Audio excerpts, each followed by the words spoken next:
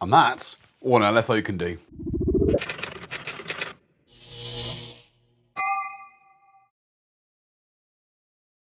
Hi, Jason from Thomann Synthesizers here as Get Jervis Gets Modular in episode 4 of our beginner's guide to what modules can do for you.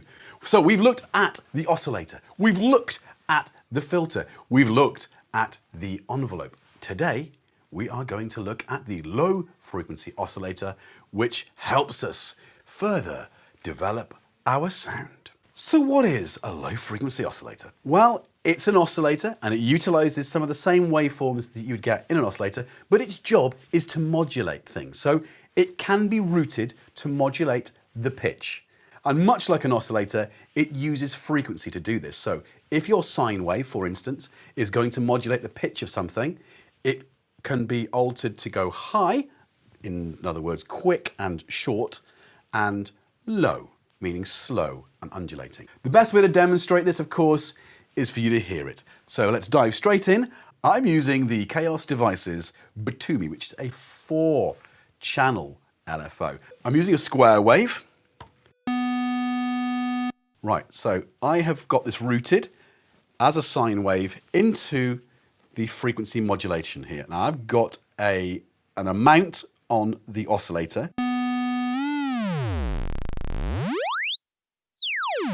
So there it is. You can almost see the sine wave raising and lowering the pitch of the oscillator. Now I can change the frequency of that via the LFO. So let's try that.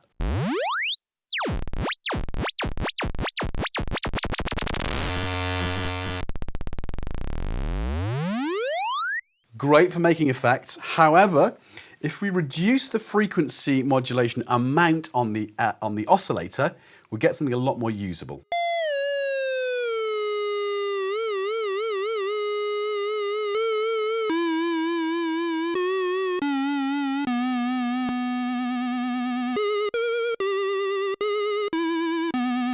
Very reminiscent of that kind of, I suppose, theremin kind of sci-fi 50s, 60s sci-fi kind of vibe. That's what it can do to the pitch of your oscillator.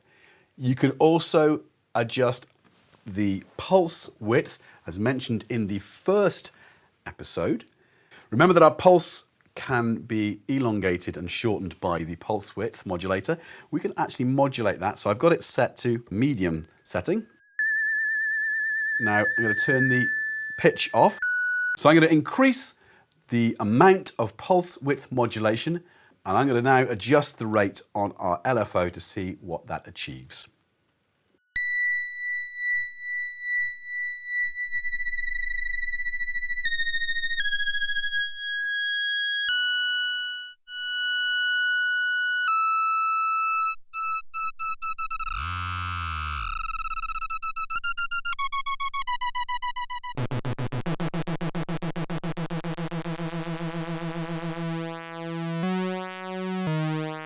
That's quite nice. It's a more subtle effect, or can be a more subtle effect than maybe the frequency modulation was. But let's put both together.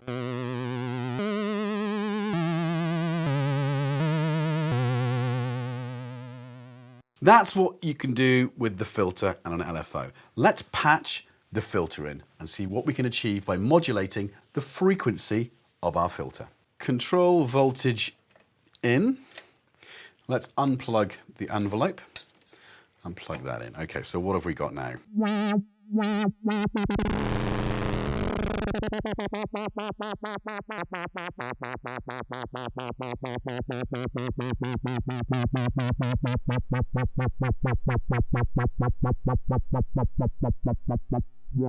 Now that's a whole lot of wub. So that's what it does to our analog oscillator. Let's plug in a sine wave again. We'll keep this simple. We're just using the one waveform, and I'm going to try and change the harmonics of our digital oscillator. So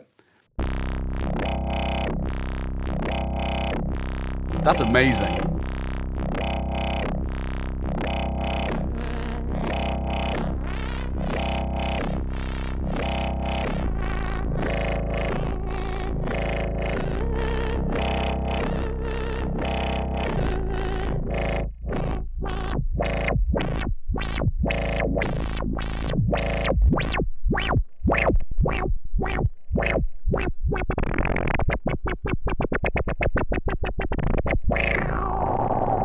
So there you have it. Hopefully now you've got enough understanding of each of what I consider to be the sort of basic building blocks of synthesis to allow you to know exactly where you want to go with your sound design in Modular.